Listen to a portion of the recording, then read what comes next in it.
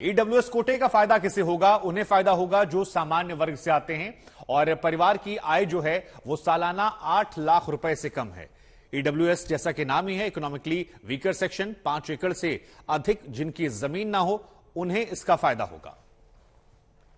संजय शर्मा हमारे संवाददाता इस खबर पर हमारे साथ जुड़ गए हैं। संजय, अब से थोड़ी देर पहले हमारे साथ एसपी सिंह बघेल साहब थे, जिनसे हमने ये सवाल पूछा कि क्या वो 50% का जो बैरियर है उसे तोड़ा जा रहा है, क्योंकि उदित राज जो हैं वो बार बार ये कह रहे हैं कांग्रेस की तरफ से कि इस मानसिकता का विरोध कर रहा हूं मैं, जजों को लेकर सवाल खड़े कर दिए, कई तरह की तल्ख टिप्पणियां जो हैं वो जजों की जात को लेकर कर दी।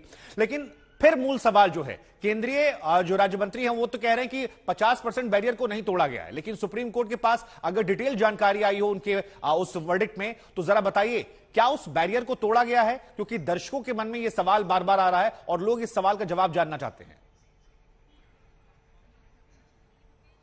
ये तो बिल्कुल क्लियर है कि वो बैरियर तोड़ा जाएगा तभी ये ट्रक वहां जा सकता है, क्योंकि बैरियर जितना है 50% तक का, ये कहा जा रहा है कि संविधान में कहीं उल्लेख नहीं है। संविधान सभा में जिस समय ये सारा हुआ था उस समय कोर्ट ने कहा था 50% से ज्यादा आरक्षण नहीं हो सकता है, लेकिन इस पर भी चिंता जताई गई कि आखिर इसकी सीमा कहां तक होगी।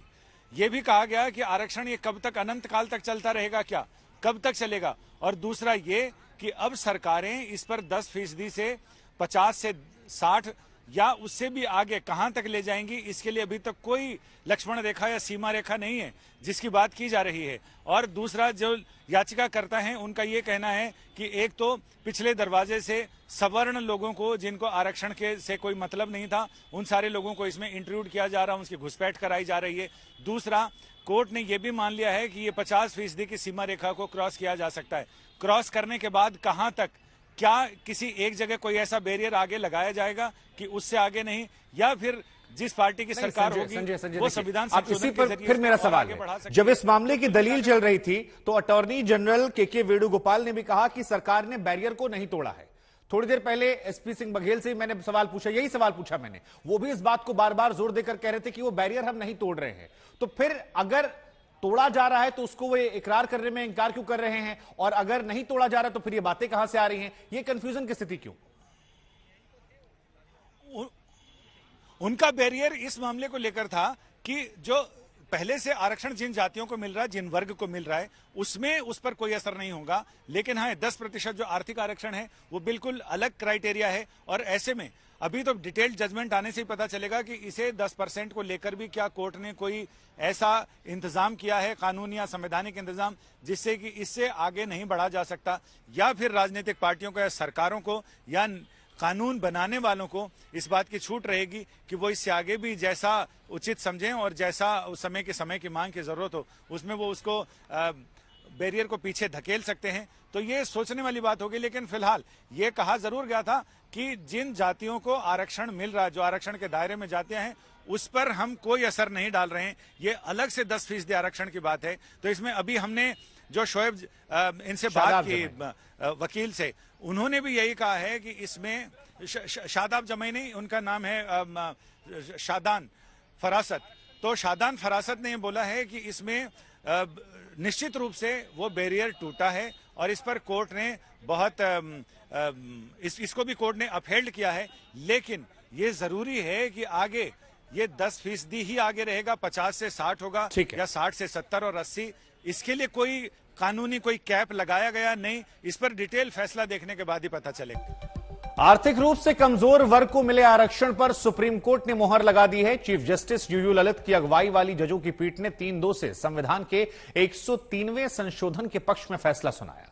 हालांकि चीफ जस्टिस यूयू ललित और जस्टिस रविंद्र भट्ट की राय ईडब्ल्यूएस कोटा के खिलाफ थी। बाकी 3 जजों ने कहा कि ईडब्ल्यूएस कोटा संविधान की मूल भावना के खिलाफ नहीं है। ईडब्ल्यूएस कोटे में सामान्य वर्ग को आर्थिक आधार पर 10% आरक्षण मिला हुआ है। इस फैसले को चुनौती दी गई थी। तो जानकारियां जो हैं वो हम आपको यहां दिखा रहे हैं ग्राफिक जरिए। देखिए, सुप्रीम कोर्ट ने ईडब्ल्यूएस आरक्षण पर मोहर लगा दी है। 3-2 से यह फैसला हुआ है और ईडब्ल्यूएस आरक्षण के पक्ष में सुप्रीम कोर्ट में 3-2 से फैसला हुआ। 3 जजों ने ऐसा माना कि जो संविधान की मूल भावना है उसके मुताबिक ही यह है। वही मुख्य न्यायाधीश जस्टिस यूयू ललित की असहमति यहां पर थी। जस्टिस भट्ट जो थे उनकी भी असहमति यहां पर देखने को मिली है। जस्टिस रविंद्र भट्ट ने बताया कि बुनियादी ढांचे के ये खिलाफ है। हालांकि ये 2 लोग थे, 3 लोग इसके सहमति में थे और उनका यह मानना था कि बुनियादी ढांचे के खिलाफ नहीं है। इसी वजह से यह फैसला जो है यह पारित कर दिया गया और यह तय हो गया कि ईडब्ल्यूएस आरक्षण जो है, यानी कि सवर्णों को लेकर, गरीब सवर्णों को लेकर जो यह आरक्षण है यह जारी रहेगा। अब कौन कौन पक्ष में है? तो जस्टिस बेला त्रिवेदी, जिनकी तस्वीर हम आपको दिखा रहे हैं, ईडब्ल्यूएस आरक्षण के लिए संविधान संशोधन सही, यह मानना था जस्टिस बेला त्रिवेदी का, जिनकी तस्वीर हम आपको दिखा रहे हैं। और यह उन 3 जजों में से हैं जिन्होंने सहमति में फैसला दिया है। संसद के फैसले को सकारात्मक रूप से देखा जाना चाहिए, यह भी अपनी टिप्पणी उन्होंने की। इसके अलावा जस्टिस दिनेश माहेश्वरी की तरफ से क्या कहा गया, क्योंकि ये भी पक्ष में थे, ईडब्ल्यूएस आरक्षण संविधान के मौलिक अधिकारों का उल्लंघन नहीं है, यह इनका कहना था। और यही टिप्पणी करते हुए इन्होंने भी अपनी सहमति जो है ईडब्ल्यूएस आरक्षण पर लगा दी, जिसकी वजह से यह फैसला पारित हो पाया। ईडब्ल्यूएस आरक्षण में समानता का उल्लंघन नहीं होता है, यह भी एक महत्वपूर्ण टिप्पणी की। इसके अलावा तीसरे जज जिन्होंने समर्थन दिया, जिसकी वजह से 3-2 से बहुमत में पारित हो पाया, वो थे जस्टिस जेबी पारदीवाला। उनका यह कहना था कि आरक्षण के लिए जो नियम है उनको देखा जाना चाहिए, निहित स्वार्थ के लिए इनका इस्तेमाल ना हो, यह भी सुनिश्चित किया जाना चाहिए। लेकिन विरोध में जज कौन थे जिन्होंने टिप्पणियां की? Justice S Ravindra Bhatt. इनका कहना था कि ईडब्ल्यूएस आरक्षण संविधान के बुनियादी ढांचों का उल्लंघन है और यह उल्लंघन जो है, इस वजह से इन्होंने असहमति जताई है। कुछ और भी तल्ख टिप्पणियां जो हैं वो इनकी तरफ से कही गई हैं। लेकिन उसके बाद क्या होता है? उसके बाद ये होता है कि ये 5 जजों की बेंच बैठती है और 3 जज, जैसा कि हमने आपको बताया, जस्टिस दिनेश माहेश्वरी, जस्टिस बेला त्रिवेदी और जेबी पारदीवाला, ये 3 सहमति देते हैं। जस्टिस एस रविंद्र भट्ट और चीफ जस्टिस यूयू ललित ये असहमति जताते हैं। लेकिन क्योंकि मेजॉरिटी जो थी वो इधर थी, इस वजह से ईडब्ल्यूएस आरक्षण पर सुप्रीम सहमति लग जाती है और अब यह आरक्षण लागू हो जाएगा। इस बीच वकीलों का क्या कहना है, क्या कुछ सुनवाई हुई और उस पर वकील बाहर निकलकर क्या बता रहे हैं, हम आपको सुनवाते हैं। हमारे साथ शादाब जमाई हैं। शादाब भाई, ये सुप्रीम कोर्ट का फैसला कई सारे सवालों के जवाब तलाशता है। ये मांगता है कि जस्टिस पारदीवाला ने कहा कि एक समय सीमा होनी चाहिए, व्यक्तिगत रूप से लोग फायदा ना उठाएं इसका। और दूसरा बड़ा सवाल ये कि क्या ये 50% से ऊपर जाएगा? देखिए, पहले मैं समझा दूं, 2 ओपिनियन है, एक मेजॉरिटी 3 जजेस के और एक जस्टिस भट्ट का डिसेंटिंग ओपिनियन है, जिससे चीफ जस्टिस एग्री करते हैं। और मेजॉरिटी ने ये कहा है कि ये बेसिक स्ट्रक्चर वायलेट नहीं करता है। ऑल्सो जो एक्सक्लूजन, जो backward caste, SC ST, Dalits और जो ओबीसीज को एक्सक्लूड किया गया है ईडब्ल्यूएस रिजर्वेशन से, वो बेसिक स्ट्रक्चर वायलेट नहीं करता। उस पॉइंट पे जो डिसेंट है वो डिसएग्री करती है। वो कहता है क्योंकि आपने जो पुअरेस्ट लोग हैं, क्योंकि बैकवर्ड क्लास पुअरेस्ट है, वही हमने यही बहस की थी और वो कोर्ट ने एक्सेप्ट किया डिसेंट में कि जो पुअरेस्ट लोग हैं उनको अगर आप एक्सक्लूड करेंगे इकोनॉमिक क्राइटेरिया से तो उसका पर्पस ही मीट नहीं हो रहा है, therefore it violets basic structure. ये तो ब्रॉड व्यू है। अब इस पे मेजॉरिटी के व्यू में जस्टिस त्रिवेदी ने और जस्टिस पारदीवाला ने कहा है कि reservations were initially meant to be time bound and therefore there is a need to constantly reassess and see if the objectives of reservation have been met. That is fine as a view, but today the reality is that on the ground, do people from backward classes and SC ST have equal access in government jobs and representation? No. और in educational institutions, अगर आप देखिए government of India के secretaries हैं, अगर 80 secretaries हैं, secretary government of India, उसमें से 2 या 3 ही होंगे जो बैकवर्ड क्लास है, SC ST से होंगे। तो अगर इतना कम रिप्रेजेंटेशन है, जो 70% पॉपुलेशन है कंट्री की, उसमें 2 ही लोग हैं 80 में से सेक्रेटरी गवर्नमेंट ऑफ इंडिया, तो कहाँ मीट हुआ है? तो अभी बहुत समय है उस ऑब्जेक्टिव को मीट करने में। जब ऑब्जेक्टिव को मीट हो जाएगा तो बिल्कुल आप रिजर्वेशन हटा दीजिए, बट आज वो समय नहीं आया। अभी बहुत सारी उसमें बाधाएं और परेशानियां और अभी जो रेगुलर चैलेंजेस हैं वो जमीन पे हैं, अभी भी वो डिस्क्रिमिनेशन फेस कर रहे हैं।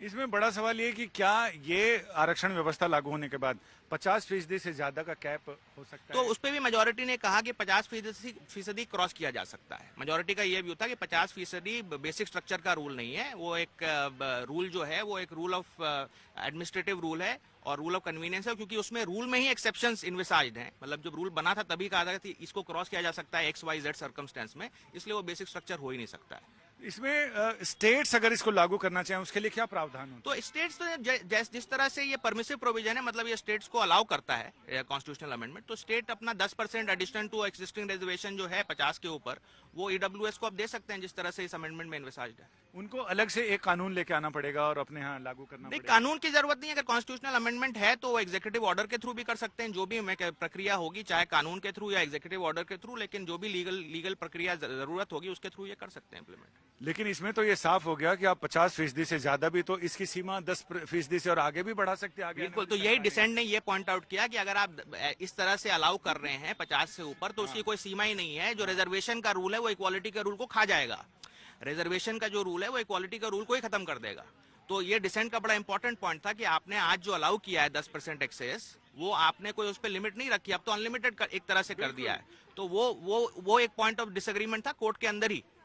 जो सामान ज्यादा बिकेगा फिर दुकानदार वही सामान ज्यादा ला के रखेगा। अब मैं उस तरह से नहीं कहूंगा, मैं एक संवैधानिक वकील हूं, मैं उस तरह से नहीं कहूंगा, बट एक बात है कि अगर कोई चीज परमिट की जाती है तो उसको फिर उसका मिसयूज होने का चांस भी काफी रहता है। वो चीज भी कोर्ट को अपने दिमाग में रखना पड़ता है। जब कोर्ट ने आगाह किया है कि कोर्ट ने खुद, उन 2 जजेस ने खुद, बाकी जो 3 जिन्होंने अलाउ किया उन्हें आगाह किया है कि इसका ये रिस्क फैक्टर